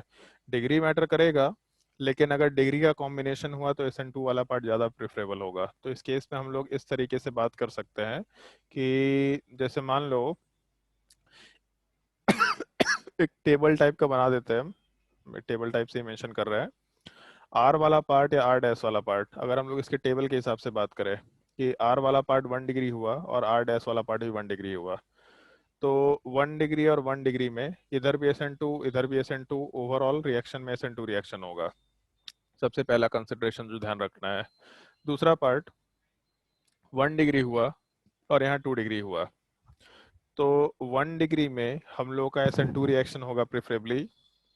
2 डिग्री में भी SN2 रिएक्शन होगा, क्योंकि ओवरऑल रिएक्शन वाला पार्ट ज़्यादा प्रेफरेबली SN2 रिएक्शन को फॉलो कर रहा है। तो यहाँ पे भी SN2 रिएक्शन होगा। अगर मान लो हम लोग के पास 2 डिग्री और 2 डिग्री, अब इसमें एक चीज सोच लेना, जैसे यहाँ पे 1 डिग्री और /2 डिग्री हो और 2 डिग्री/1 डिग्री हो, दोनों सिमिलर टाइप का सिनेरियो, बेसिकली SN2 होगा। अगर दोनों में 2 डिग्री हुआ, तो अगर दोनों में 2 डिग्री है तो अभी तक हम लोग 2 डिग्री में मीडियम और बाकी फैक्टर्स के ऊपर जाते थे, बट न्यूक्लियोफिलिसिटी और मीडियम दोनों के दोनों यहाँ पे हम लोग के SN2 रिएक्शन को ही फेवर कर रहा है। तो ठीक है, आराम से SN2 रिएक्शन होगा, ऐसा बोल सकते हैं।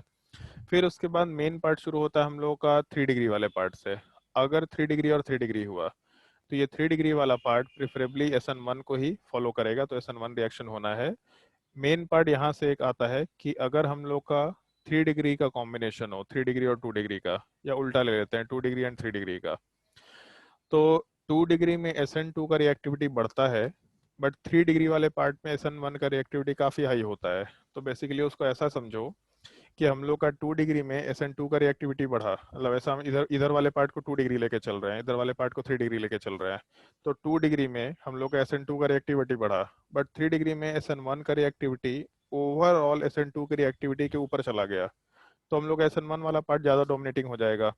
तो अगर 3 डिग्री और 2 डिग्री का कॉम्बिनेशन है, तो जितना रिएक्टिविटी उस 2 डिग्री कार्बन में SN2 के लिए है, उससे ज़्यादा रिएक्टिविटी, ऑल्दो फेवर मतलब कंडीशनल फेवरेबल नहीं है, बट फिर भी उससे ज़्यादा रिएक्टिविटी उस 3 डिग्री वाले पार्ट में SN1 की रिएक्टिविटी के लिए होता है।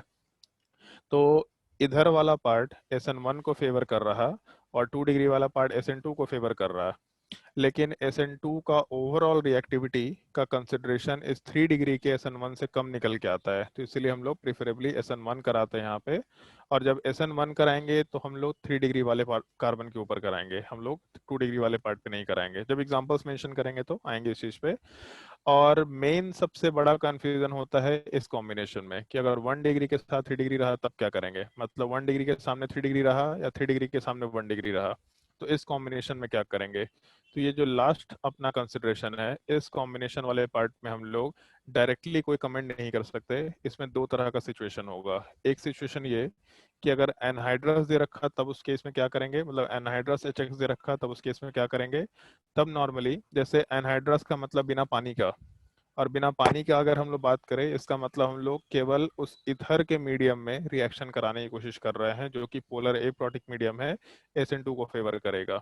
लेकिन अगर हम लोग कॉन्क HX मेंशन कर दे, कॉन्क मतलब हम लोग वाटर के प्रेजेंस में इस चीज को डाल रखे हैं, तो कॉन्क वाले पार्ट में वाटर होने की वजह से फिर SN1 रिएक्शन वाला पार्ट ज्यादा प्रेफरेबल होना शुरू हो जाता है।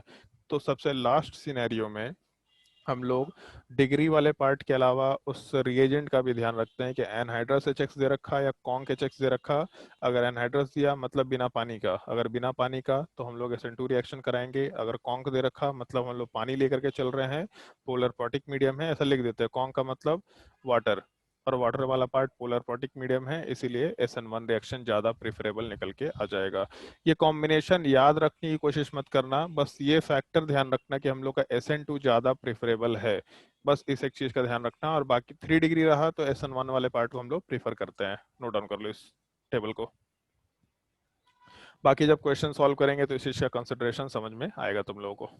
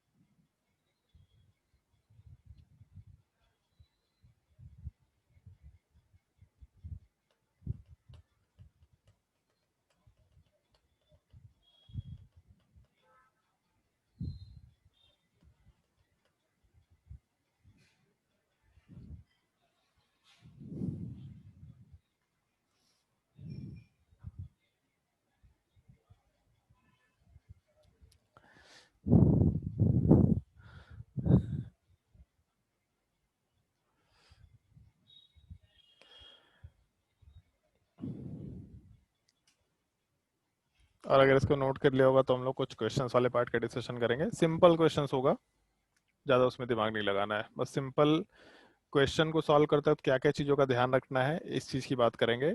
बट उसके बाद एक सर्टेन टाइप का क्वेश्चन हम लोग डिस्कस करेंगे जो थोड़ा ध्यान रखने लायक क्वेश्चन होगा, उसमें एक छोटा सा हम लोग इन्फॉर्मेशन भी मेंशन करेंगे, उसको भी ध्यान रखना होगा।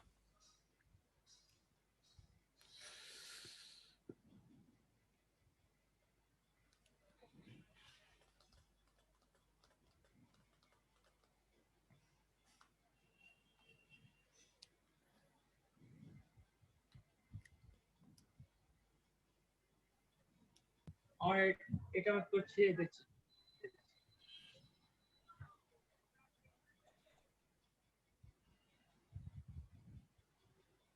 चलो ध्यान दो, क्वेश्चन नोट करो। Find the products in the following cases, और केवल मेजर प्रोडक्ट वाला पार्ट मेंशन करना है। Find the major product mention कर लेते हैं, find the major products.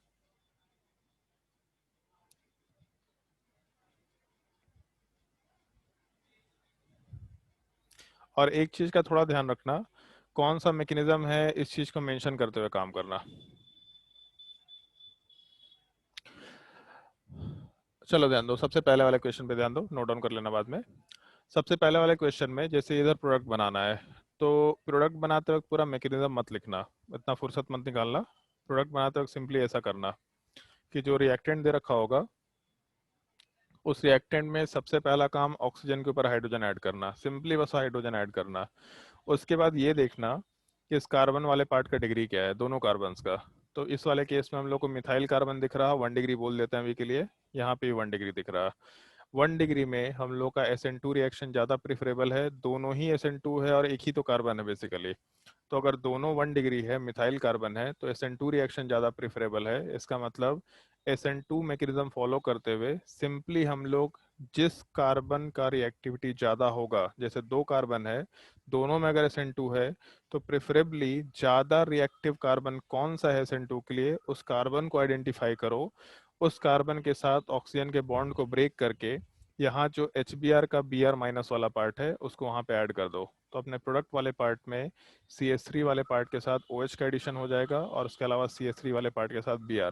Although symmetrical था तो ये प्रोडक्ट निकलना था, इसमें ज़्यादा दिमाग लाने की ज़रूरत नहीं थी। लेकिन अगर मान लो इसी तरह के सिचुएशन में हम लोग सेकेंड क्वेश्चन की बात करें, अभी नोट डाउन मत करो, बस ध्यान दो इधर।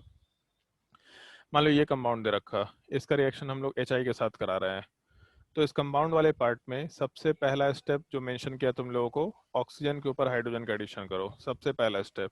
उसके बाद क्या करेंगे, तो उसके बाद जिस कार्बन से ऑक्सीजन अटैच्ड है उन दोनों का डिग्री देखो। तो इस कार्बन वाले पार्ट का डिग्री कितना है, 2 डिग्री वाला पार्ट, और पहले वाले कार्बन में मिथाइल कार्बन दे रखा, 1 डिग्री ले लेते हैं। इन दोनों में अगर रिएक्शन का कंसिडरेशन ले तो 2 डिग्री वाले पार्ट पे प्रेफरेबली SN2 होगा और 1 डिग्री वाले पार्ट पे भी प्रेफरेबली SN2 होगा। अगर 1 डिग्री और 2 डिग्री दोनों में SN2 होना है तो फिर हम लोग ये देखेंगे कि दोनों में ज़्यादा रिएक्टिव कौन सा होता है SN2 रिएक्शन के लिए। तो बचपन से पढ़ते आ रहे हैं कि 1 डिग्री वाला part is more reactive for SN2 reaction, क्योंकि स्टेरिक हिंड्रेंस कम होता है। अगर ये पार्ट ज़्यादा रिएक्टिव है, इसका मतलब इसी कार्बन के ऊपर रिएक्शन होगा। जब कार्बन के ऊपर रिएक्शन होना है तो सिंपली ऑक्सीजन के साथ इसके बॉन्ड को ब्रेक करो और HI में जो न्यूक्लियोफिलिक पार्ट I माइनस है उसको इस कार्बन वाले पार्ट पे आराम से ऐड कर लो। तो अपने प्रोडक्ट वाले पार्ट में जो अल्कोहल वाला पार्ट है वो इस कार्बन चेन के साथ चला जाएगा और उसके अलावा जो हम लोगों का CH3 वाला पार्ट है उसके ऊपर हम लोग आयोडीन का एडिशन करा सकते हैं। तो एक तो अल्कोहल का फॉर्मेशन हो गया और दूसरा हम लोग के अल्काइल आयोडाइड वाले पार्ट का फॉर्मेशन हो गया। ऐसा हम लोग आराम से बोलते हुए काम कर सकते हैं। ये हम लोग का सेकेंड वाले केस में एक डिफरेंशिएशन टाइप का पार्ट निकल के आया। अब नोट डाउन कर लो 1 और 2 वाले पार्ट को, और इसके आगे के क्वेश्चंस खुद से ट्राई करके देखना। ऊपर के जो कंसिडरेशंस बताए हैं उसको सोचते हुए ट्राई करके देखना, फिर हम लोग आगे मूव करेंगे क्वेश्चन का डिस्कशन करके।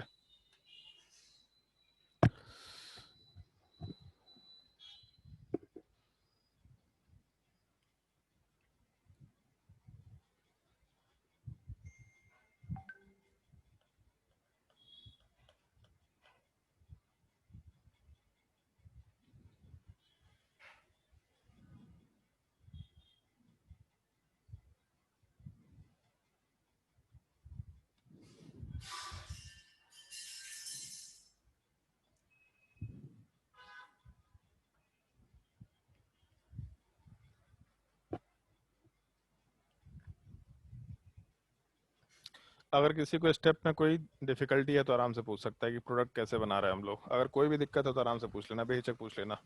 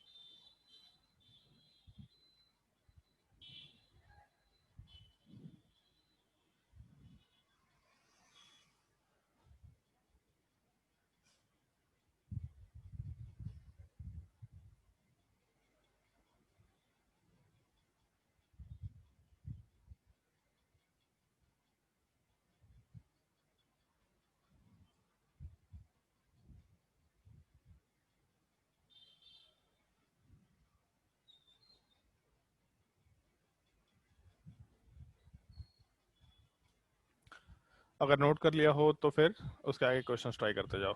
मैकेनिज्म मेंशन करना, प्रोडक्ट बनाते वक्त इस चीज़ का ध्यान रखना, ऑक्सीजन के ऊपर H एडिशन करना है, कार्बन का डिग्री देख के प्रेफरेबल मैकेनिज्म के हिसाब से मेजर कौन सा पार्ट होगा, मतलब किस पे रिएक्शन होगा प्रेफरेबली, इस चीज़ को डिसाइड करते हुए प्रोडक्ट बनाना है। दिमाग लगा के देखो।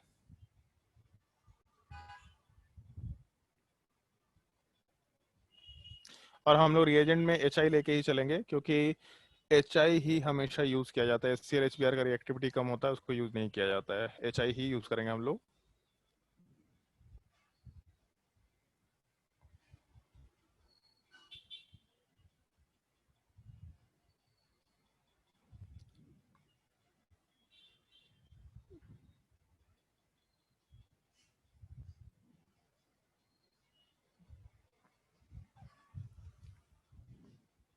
पहले क्वेश्चंस नोट करते जाओ।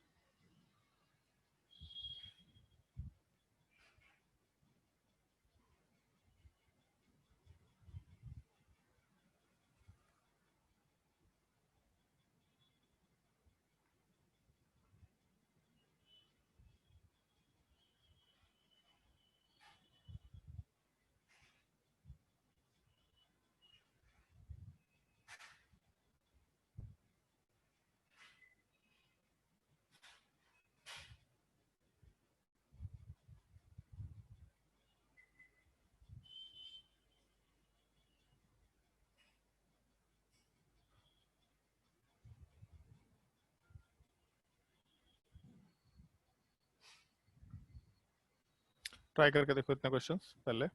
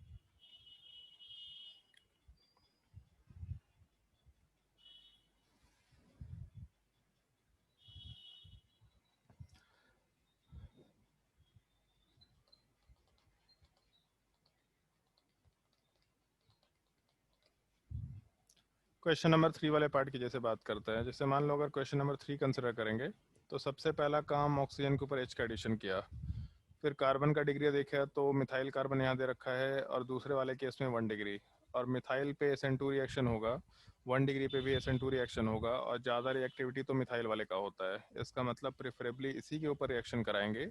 ओवरऑल हम लोग SN2 रिएक्शन कराएंगे, इस कार्बन के ऊपर बॉन्ड को ब्रेक करेंगे ऑक्सीजन के साथ, आयोडीन वाले पार्ट का यहाँ पे एडिशन करेंगे। तो प्रोडक्ट में जो इथाइल वाला ग्रुप है उसके साथ OH ग्रुप जाएगा, और उसके अलावा हम लोग के CH3 वाले पार्ट के साथ हम लोग आराम से I का एडिशन करा सकते हैं, ये अपना प्रोडक्ट बन जाएगा। दूसरे वाले सवाल को अगर ट्राई करें तो ऑक्सीजन के ऊपर हाइड्रोजन का एडिशन, अब दोनों कार्बन सेम टाइप का है तो कोई भी एक कार्बन ले लो, इस कार्बन का डिग्री 2 है और 2 वाले पार्ट पे हम लोग प्रेफरेबली SN2 रिएक्शन कराते हैं, तो दोनों में से कोई भी कार्बन लो, दोनों सेम ही है, SN2 रिएक्शन होगा, बॉन्ड को ब्रेक करेंगे, कार्बन के ऊपर आयोडीन का एडिशन करेंगे, अपने प्रोडक्ट वाले पार्ट में OH का फॉर्मेशन होगा, और साथ ही साथ यहाँ वाले पार्ट में हम लोग के आयोडीन का एडिशन होगा, ये अपना मेजर प्रोडक्ट निकल के आएगा। मैकेनिज्म वाला पार्ट हम लोग SN2 फॉलो कर सकते हैं। आगे क्वेश्चन नंबर 4, 5, 6, 7 ट्राई करो, सॉरी 5, 6, 7 ट्राई करो।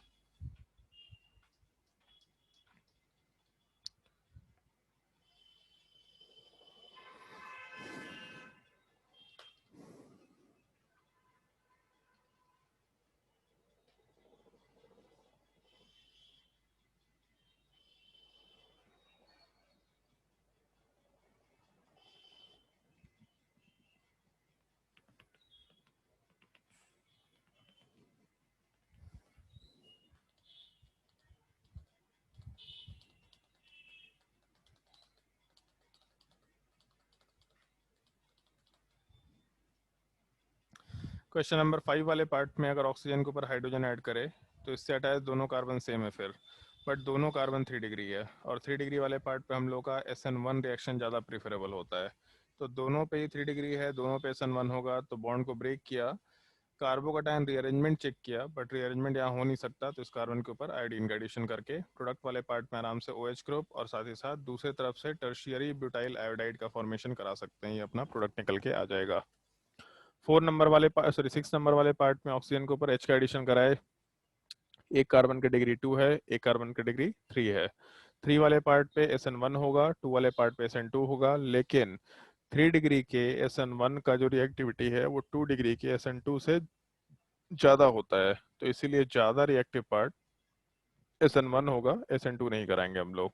तो अपना मेजर पाथवे SN1 हुआ, कार्बन ऑक्सीजन का SN1 वाले रिएक्शन के हिसाब से कार्बन और ऑक्सीजन का बॉन्ड ब्रेक किया, रीअरेंजमेंट चेक किया जो कि होगा नहीं, तो अपने कार्बन वाले पार्ट पे आयोडीन का एडिशन, ऑक्सीजन के ऊपर H का एडिशन पहले से है, मतलब टर्शियरी ब्यूटाइल आयोडाइड बन जाएगा, और उसके अलावा हम लोग का आइसोप्रोपाइल अल्कोहल, ये 2 प्रोडक्ट आराम से बनाया जा सकता है।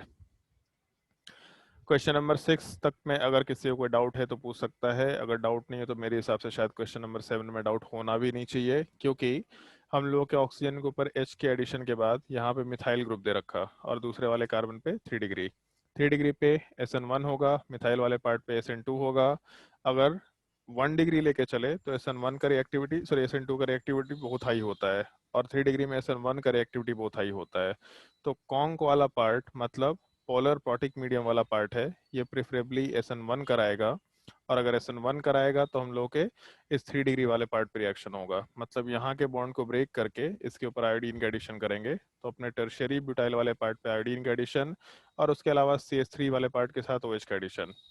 बट एनहाइड्रस वाले पार्ट में हम लोग SN2 रिएक्शन प्रीफर करेंगे, और SN2 वाले पार्ट में मिथाइल का रिएक्टिविटी ज़्यादा निकल के आएगा, तो मिथाइल ऑक्सीजन के बॉन्ड को ब्रेक करके यहाँ आयोडीन का एडिशन कराएंगे, और प्रोडक्ट वाले पार्ट में टर्शियरी ब्यूटेनॉल निकल के आएगा, और CH3I एल्काइल आयोडाइड वाला पार्ट निकल के आएगा। ये क्वेश्चन नंबर 7 में कंसिडर कर सकते हैं।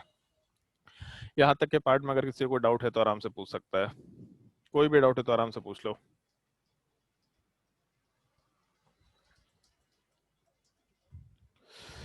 चलो ध्यान दो, अगर डाउट नहीं है तो एक सर्टेन टाइप का क्वेश्चन है जिसका अगर हम लोग ढंग से सोचे तो बहुत कुछ नया नहीं है उसमें। सबसे पहले स्टेप में हम लोग अल्कोहल का रिएक्शन जब HI के साथ कराए तो ऑक्सीजन के ऊपर H का एडिशन हुआ, बॉन्ड को ब्रेक करके एक आयोडीन का एडिशन कराए, मतलब प्रोडक्ट वाले पार्ट में अल्कोहल का फॉर्मेशन हुआ, साथ ही साथ अल्काइल आयोडाइड का। लेकिन एक चीज देखो, अगर अल्कोहल रिएक्शन में एग्जिस्ट कर रहा तो अल्कोहल तो HX के साथ फिर से रिएक्शन कर सकता है, मतलब H+ का एडिशन होगा हम लोग के ऑक्सीजन के ऊपर, यहाँ का बॉन्ड ब्रेक करके हम लोग आराम से SN2 रिएक्शन आयोडीन के साथ रिएक्शन करा सकते हैं। इसका मतलब अगर हम लोग 1 मोल का रिएक्शन कराए या 1 इक्विवेलेंट का रिएक्शन कराए, तो 1 इक्विवेलेंट के रिएक्शन में हम लोग को अल्कोहल प्लस अल्काइल हैलाइड, या यहाँ पे आयोडीन वाला पार्ट है तो अल्काइल आयोडाइड का फॉर्मेशन मिल रहा। लेकिन हम लोग का जो अल्कोहल वाला पार्ट है वो अल्कोहल वाला पार्ट उसी HI के साथ फर्दर रिएक्शन फिर से कर सकता है, और जब फर्दर रिएक्शन करेगा तो यहाँ से एक और अल्काइल आयोडाइड प्लस वाटर का फॉर्मेशन मिल जाएगा। तो बेसिकली अगर हम लोग का एक ईथर वाला पार्ट है और उस ईथर में दोनों कार्बन के साथ अगर रिएक्शन हो सकता है, SN1 या SN2 से मतलब नहीं है, बट अगर दोनों कार्बन के साथ रिएक्शन हो सकता है तो इस केस में ओवरऑल ऐसा लिख सकते हैं हम लोग रिएक्शन कि ऑक्सीजन के ऊपर H का एडिशन हुआ, एक बॉन्ड ब्रेक हुआ, और R के ऊपर आयोडीन का एडिशन हुआ, तो बेसिकली 1 मोल HI कंज्यूम हो गया, पहला चीज। दूसरा, ऑक्सीजन के ऊपर फिर से H का एडिशन हुआ, कार्बन और ऑक्सीजन का बॉन्ड ब्रेक हो करके कार्बन के ऊपर आयोडीन का एडिशन हुआ, तो यहाँ वाले पार्ट में 2 मोल का। अगर एक इथर का ग्रुप है जिसके दोनों तरफ के कार्बन में रिएक्शन पॉसिबल है तो हम लोगों का 2 मोल HI वाला पार्ट आराम से कंज्यूम हो सकता है। इस तरह के एक पार्ट को हम लोग क्वेश्चन के फॉर्मेट में आराम से इंक्लूड कर सकते हैं, find the total number of moles of HI consume during this reaction, कि इस रिएजेंट में टोटल कितने मोल्स ऑफ HI का कंजम्पशन होगा, ऐसा हम लोग को बताना होता है। जैसे मान लो कि अगर हम लोग एक काम करो, पहले रिएक्शन नोट कर लो, केवल ये रिएक्शन ऊपर वाला पार्ट नोट करना।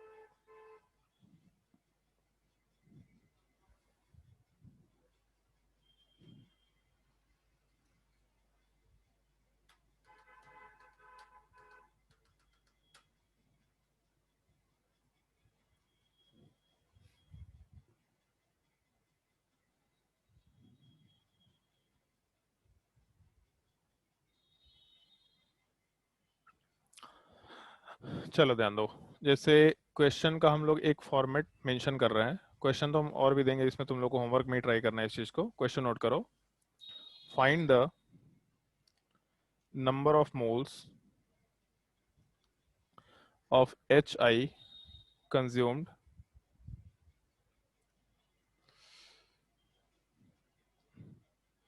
if excess of HI is provided.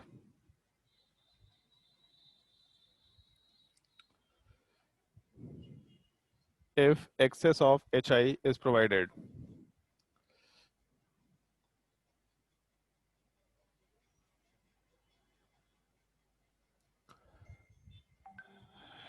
चलो ध्यान दो, अगर मान लो ये कंपाउंड दे रखा है CH3 और CH3 और इसका रिएक्शन हम लोग HI एक्सेस के साथ करा रहे हैं, तो अगर हमको ये सवाल सॉल्व करना होगा तो हम सिंपली दो चीज़ देखेंगे। एक चीज़ ये कि ऑक्सीजन वाले पार्ट के ऊपर H+ का एडिशन तो होना ही होना है, वो चीज़ सबसे पहले हम देखेंगे। उसके बाद बस ये देखेंगे कि इस कार्बन के साथ ऑक्सीजन का जो बॉन्ड है उस पर रिएक्शन हो सकता है कि नहीं हो सकता। तो सिंपली सिंगल बॉन्ड है इस कार्बन के ऊपर, SN1 SN2 कुछ भी हो सकता है। SN1 तो नहीं होगा, SN2 आराम से होगा। मतलब इस साइड में 1 मोल हम लोग आराम से HI वाले पार्ट को कंज्यूम कर देंगे। ऑक्सीजन पे H एडिशन होगा, कार्बन के ऊपर आयोडीन का एडिशन होगा, प्रोडक्ट आराम से बन जाएगा। बट अगर ढंग से देखेंगे तो ऑक्सीजन के साथ जो दूसरा कार्बन चेन है इस पे भी रिएक्शन हो जाएगा। ऑक्सीजन के ऊपर H का एडिशन होगा, कार्बन के ऊपर आयोडीन का एडिशन, मतलब इस साइड में भी हम लोग के 1 मोल वाले पार्ट का कंजम्पशन होगा। तो टोटल मिला करके हम लोग आराम से 2 मोल HI के साथ रिएक्शन आराम से करा सकते हैं। तो इस केस में हम लोग पूरा रिएक्शन वाले पार्ट को सॉल्व करके देखने की कोशिश ऑल्दो नहीं करते, बट हम सजेशन देंगे कि प्रोडक्ट जरूर बना के दिखा करना कि क्या प्रोडक्ट बनेगा। तो अगर प्रोडक्ट बनाना होगा तो हम लोग के कार्बन वाले पार्ट के ऊपर आयोडीन का एडिशन, उसके अलावा दूसरे वाले कार्बन के ऊपर भी आयोडीन का एडिशन, और बाकी H2 अपने काम करने इसको छोड़ सकते हैं। तो 2 मोल CH3I का फॉर्मेशन हुआ, 2 मोल HI कंज्यूम होगा, ऐसा बोला जा सकता है। बट अगर मान लो ये सवाल दे रखा PHOCH3 और इसमें पूछा है कि HI के साथ हम लोग रिएक्शन करा रहे हैं एक्सेस में, तो कितना मोल HI कंज्यूम होगा। तो अगर हम लोग इस पे हाइड्रोजन का एडिशन कराए भी तो इस बेंजीन के साथ जो ग्रुप है, इस बेंजीन वाले पार्ट पे ना SN1 रिएक्शन हो सकता है ना SN2 रिएक्शन हो सकता है। तो SN1 SN2 अगर दोनों नहीं होगा, मतलब इस साइड में कोई रिएक्शन ही नहीं हो पाएगा, और अगर रिएक्शन नहीं होगा तो HI कंज्यूम भी नहीं हो सकता। हाँ ये है कि दूसरे वाले साइड में जो हम लोग का कंपाउंड है इसमें इस कार्बन के ऊपर SN2 रिएक्शन हो सकता है, और अगर रिएक्शन हो सकता है तो इसका मतलब इस साइड में हम लोग का 1 मोल HI वाला पार्ट कंज्यूम होगा। इस कार्बन के ऊपर आयोडीन का एडिशन, ऑक्सीजन के ऊपर हाइड्रोजन का एडिशन, मतलब पीएच के साथ OH का फॉर्मेशन, और CH3 वाले पार्ट के साथ आयोडीन का फॉर्मेशन, ये अपना फाइनल प्रोडक्ट निकल के आएगा 1 मोल HI कंज्यूम होने के बाद। तो पहले वाले केस में टोटल 2 मोल अपना आंसर हो गया, और दूसरे वाले केस में 1 मोल HI वाला पार्ट हम लोग कंजम्पशन लेके चल रहे हैं। बेसिकली हम लोग कुछ कर नहीं रहे, हम लोग केवल ये आइडेंटिफाई कर रहे हैं कि कौन से कार्बन पे SN1 या SN2 हो सकता है। अगर हो सकता है तो रिएक्शन होगा, नहीं हो सकता तो फिर छोड़ो, आगे बढ़ने की कोशिश करो। अगर कोई डाउट है क्वेश्चन नंबर 1 और 2 में तो पूछो, अगर डाउट नहीं है तो हम कुछ कुछ क्वेश्चन तुम लोग को होमवर्क में देने वाले हैं।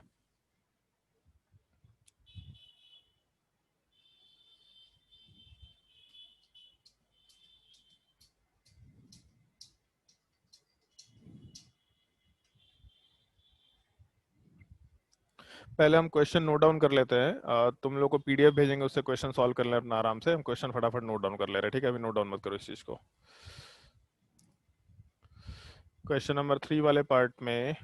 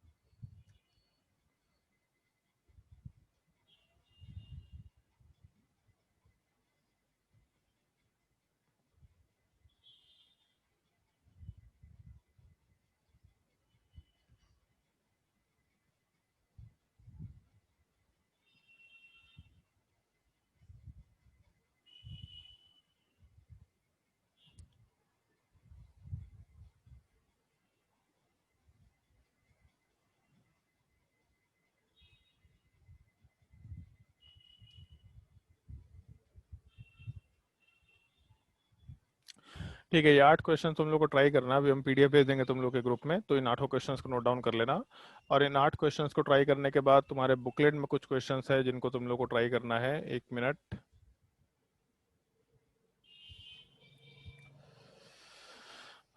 बुकलेट वाले पार्ट में सबसे पहला एक्सरसाइज, सबसे पहले एक्सरसाइज वाले पार्ट में nucleophilic addition, SN2TH, electrophilic addition, SN1 reaction में लास्ट क्लास में शायद बहुत सारा चीज होमवर्क दे भी रखा था तुम लोगों को। ये तो यार मेन लेवल प्रॉब्लम हो गया। 1 मिनट। हाँ,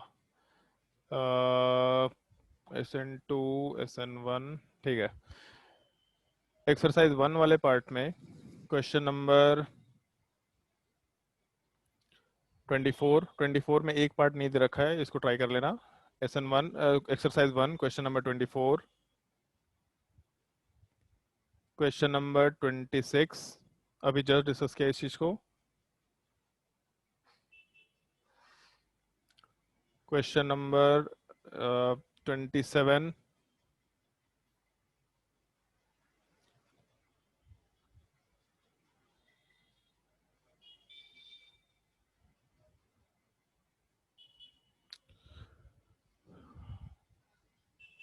उसके बाद क्वेश्चन नंबर एक्सरसाइज 2 वाले पार्ट में एक्सरसाइज 2 क्वेश्चन नंबर 42,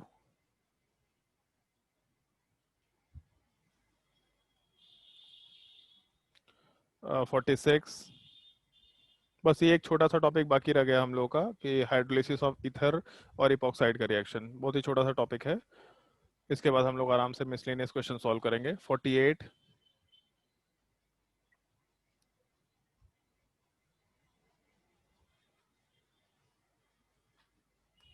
उसके बाद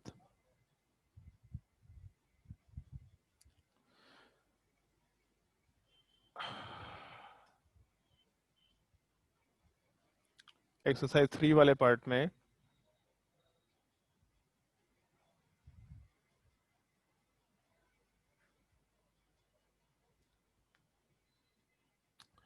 uh, 18,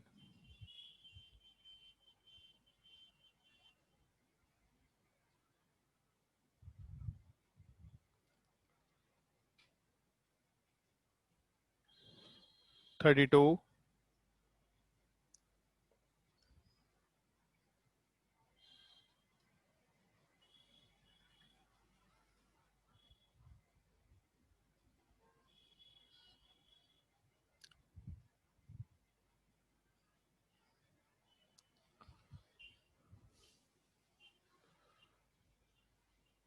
पार्ट 2 वाले पार्ट में एक्सरसाइज 3 के पार्ट 2 वाले पार्ट में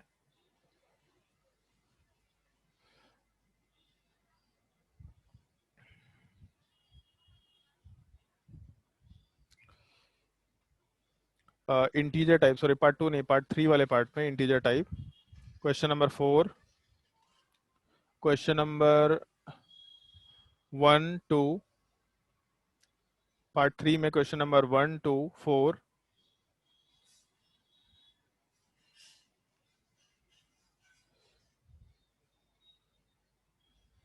क्वेश्चन नंबर 11,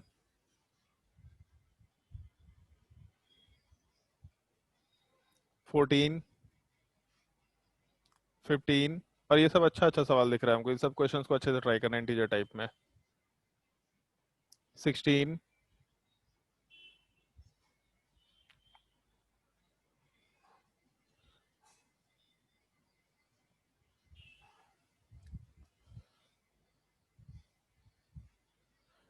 कॉम्प्रिहेंशन, अच्छा नहीं कॉम्प्रिहेंशन नहीं अभी,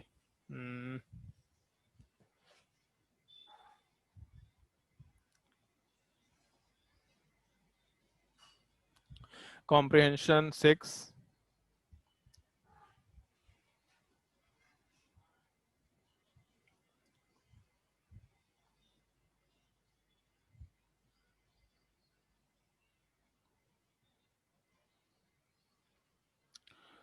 मैच द कॉलम 4,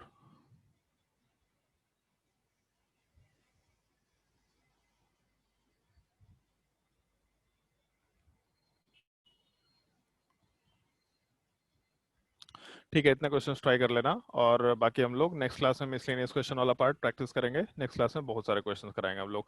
कुछ क्वेश्चंस हो सकता है तुम लोग को क्लास से जस्ट पहले भी हम तुम लोग को पीडीएफ बना करके भेज देंगे, उन क्वेश्चंस को ट्राई करना होगा। मतलब तुम्हारा छुट्टी तो अगले वीक 5 दिन का है टाइम टेबल में, तो अगला क्लास तुम्हारा हो सकता है शायद सैटरडे को। हमको एग्जैक्टली पता नहीं कि अगला क्लास कब है। अगर सैटरडे को है तो सैटरडे को, अदरवाइज अगर उसके अगले वीक होगा तो अगले वीक। बट कुछ क्वेश्चंस का लिस्ट हम तुम लोग को पहले से बना के रेडी रखेंगे, कुछ क्वेश्चंस तुमको भेज देंगे। कुछ क्वेश्चंस उसमें से तुम लोग को ट्राई करना है और बाकी क्वेश्चन हम लोग क्लास में एक एक करके डिस्कस करते चले जाएंगे। या फिर हम चाहेंगे तो पूरा ही का पूरा लिस्ट तुम लोग को बना के दे देंगे, जिनको ट्राई करना है क्वेश्चन सीधा ट्राई कर सकते हैं। तुम लोग को मजा आएगा क्वेश्चन सॉल्व करने में। और मिसलेनियस क्वेश्चन है, तुम लोग को रैंडम टाइप के क्वेश्चन सॉल्व करने को मिलेंगे। एक ही दिन हम लोग क्वेश्चन का डिस्कशन कर लेंगे, टाइम भी बचेगा अपना, ज्यादा बेटर होगा। अगर किसी को कोई डाउट पूछना है तो आराम से पूछ सकता है, और अगर डाउट नहीं है तो फिर हम लोग नेक्स्ट क्लास में मूव करेंगे। सर जो क्वेश्चन दिए थे डाउट सेशन में उसका आंसर नहीं हुआ। जो क्वेश्चन दिए थे डाउट सेशन में उसका आंसर नहीं हुआ। एक मिनट हम देख लेते हैं। J21, अच्छा 2 क्वेश्चन आ रखा है। 2 क्वेश्चन है कि ज्यादा है? अच्छा नहीं, तुम ऊपर बहुत सारा क्वेश्चन भेज रखा है। चलो हम नेक्स्ट क्लास में डिस्कस कर लेंगे, आज टाइम हो गया है, थोड़ा क्लास शुरू होने वाला है, तो इसीलिए हम देखते हैं उसका सॉल्यूशन बना के भेज देंगे। अदरवाइज फिर नहीं तो नेक्स्ट क्लास में एक बार रिमाइंड करा देना, क्लास से पहले डिस्कशन कर लेंगे, ठीक है? क्लास में बता दीजिएगा। हाँ ठीक है, क्लास में बता देंगे, ज़्यादा बेटर होगा। ठीक। चलो ओके।